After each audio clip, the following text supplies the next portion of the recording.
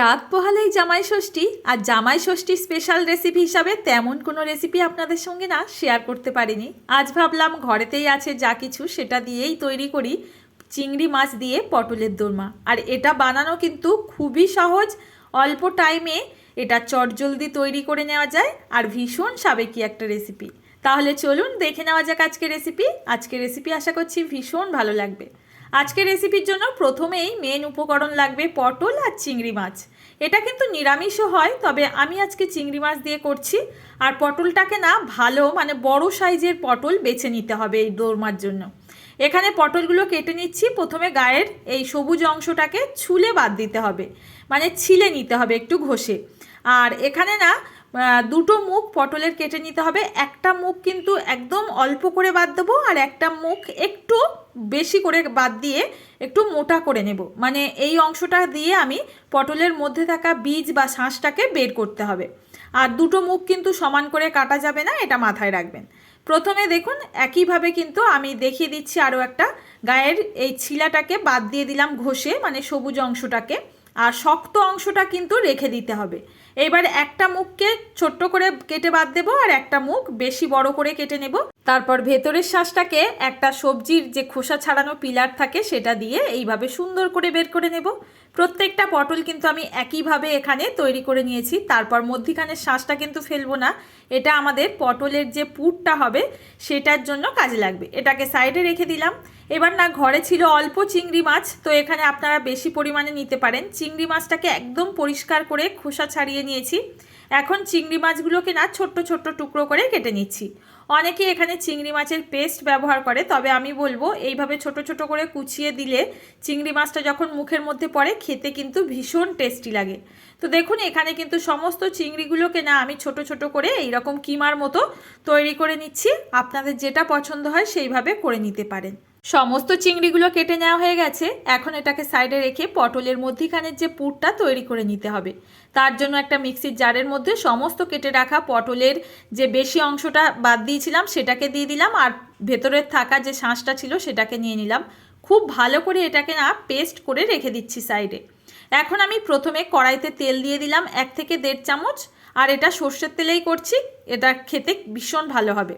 এবার আমি তেলটা খুব ভালো মতো গরম হয়ে গেলে আমি যে পটলগুলোকে ধুয়ে পরিষ্কার করে রেখেছিলাম কাটার পর, সেগুলো জল ঝরিয়ে তেলের মধ্যে দিয়ে ভালো করে ভেজে নেব।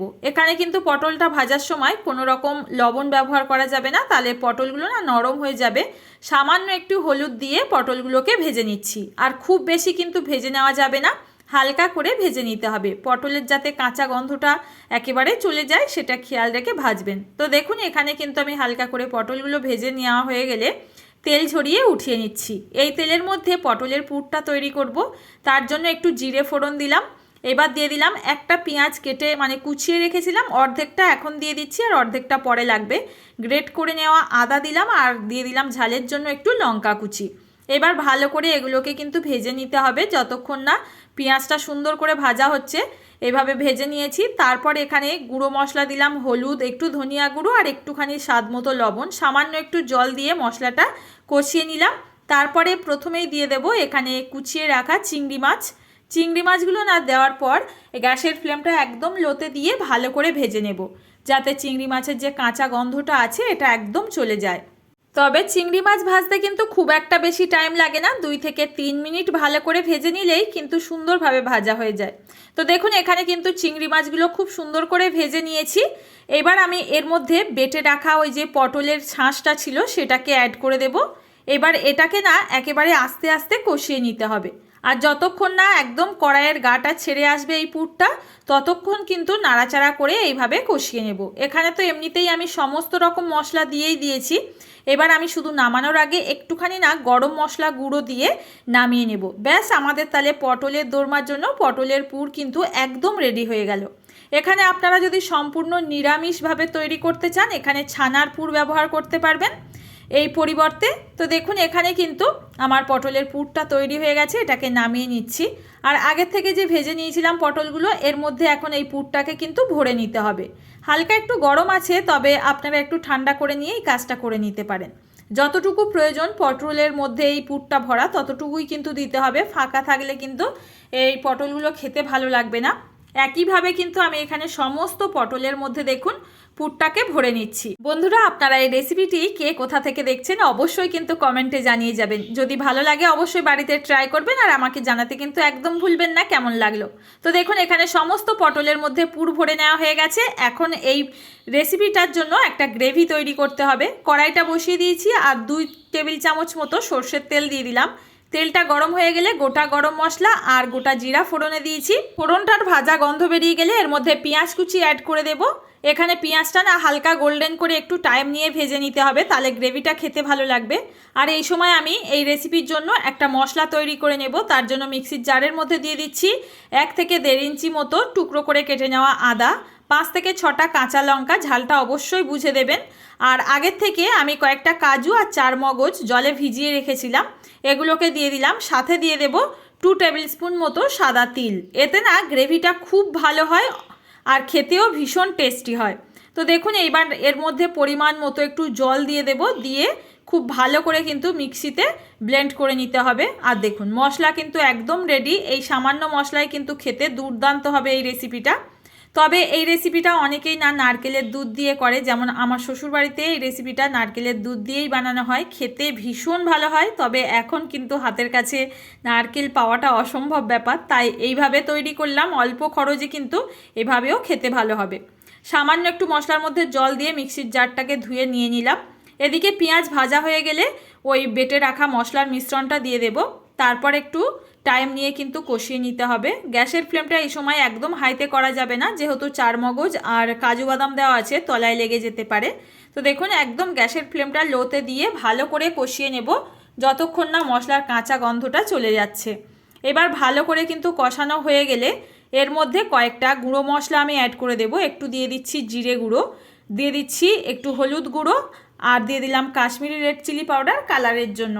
সামান্য একটু মশলার বাটি ধোয়া জলটা অ্যাড করে দিলাম। এখন মশলাটাকে কিন্তু অনবরত নাড়াচাড়া করে কষিয়ে নিতে হবে যতক্ষণ না এর তেলটা পুরোপুরি ছেড়ে বেরিয়ে আসছে। এখন আমি এই পর্যায়ে না 2 টেবিল স্পুন মতো এখানে টক দই অ্যাড করব। আপনাদের হাতের কাছে যদি না থাকে এটা স্কিপ করতে পারেন, তবে টক দই দেওয়ার জন্য এর গ্রেভিটা খুব ভালো হবে। তো দেখুন এইবার টক দই দেওয়ার পর গ্যাসের ফ্লেমটা একদম লোতে রেখে কিন্তু কষিয়ে নেব। আর কষাতে কষাতে যখনই মশলাটা তেল ছেড়ে এইরকমভাবে বেরিয়ে আসবে এর মধ্যে পরিমাণ মতো জল দিয়ে দেব। জলটা কিন্তু আমি 500 গ্রাম পটলের জন্য 1.5 বাটি পরিমাণে দিয়েছিলাম। এই রেসিপিতে খুব একটা বেশি গ্রেভি বা ঝোলটা বেশি হলে কিন্তু খেতে ভালো লাগবে না, তাই বুঝে কিন্তু এখানে জলটা ব্যবহার করতে হবে। এবার গ্রেভিটা ফুটে ওঠার আগে আমি একটু লবণ দিয়ে দিলাম পরিমাণ মতো। টেস্ট বুঝে অবশ্যই দেবেন, লবণটা কিন্তু আগে ব্যবহার করিনি। এখন গ্রেভিটাকে খুব ভালো করে 4 থেকে 5 মিনিট সময় নিয়ে ফুটিয়ে নেব। তারপর এর মধ্যে পুর ভরা পটলগুলোকে আস্তে আস্তে ছেড়ে দেব। এখন আমি এটাকে আরও 5 মিনিট মতো রান্না করব। আর দেখুন এই পাত্রের মধ্যে অনেকটা মশলা তেল সহ ছিল, তো সেটাকেও দিয়ে দিলাম, এতে তরকারির কিন্তু টেস্ট আরও বেড়ে যায়। এবার এটাকে দিয়ে কিন্তু আবারও 5 মিনিট মতো চাপা ঢাকা দিতে পারেন, বা এই রকম অবস্থায় আস্তে আস্তে রান্না করবেন, দেখবেন দারুণ টেস্টি পটলের দোরমা একদম তৈরি হয়ে যাবে। আর দেখতেই পাচ্ছেন 5 মিনিট পর কতটা লোভনীয় হয়েছে। এটা না শুধু শুধু যে ভাত দিয়ে খেতে হবে তেমনটা না, পোলাও ফ্রাইড রাইসের সঙ্গেও খেতে ভীষণ ভালো হয়। নামানোর আগে একটু স্বাদ মতো চিনি আর একটু গরম মশলা গুঁড়ো আর ঘি দিলে আরও টেস্ট বাড়বে, তবে আমি ঘিটা স্কিপ করে গেলাম। একটু গরম মশলা গুঁড়ো আর চিনিটা দিয়ে এটাকে নামিয়ে গরম গরম পরিবেশন করছি। তাহলে বন্ধুরা আজকের রেসিপিটা আপনাদের কাছে কেমন লাগলো প্লিজ কমেন্টে জানিয়ে যাবেন। ভালো লাগলে প্লিজ একটা লাইক করবেন আর ফ্রেন্ড ও ফ্যামিলির কাছে এই রেসিপিটি শেয়ার করে দিতে পারেন। নতুন কেউ এসে থাকলে আজ প্রথমবার আমার চ্যানেলটি সাবস্ক্রাইব করে পাশে থাকবেন, আর পেজ থেকে দেখলে পেজটি ফলো করে নেবেন। আমার চ্যানেলে প্রত্যেকদিন না এরকম সহজ ঘরোয়া রান্নার রেসিপিগুলো শেয়ার করি। আপনাদের কাছে কেমন লাগে অবশ্যই কমেন্টে জানাবেন। আজ তাহলে বন্ধুরা এখানে বিদায় নেব, দেখা হবে নতুন কোনো সহজ রেসিপিতে। ততক্ষণ সবাই ভালো থাকবেন, সুস্থ থাকবেন, ধন্যবাদ।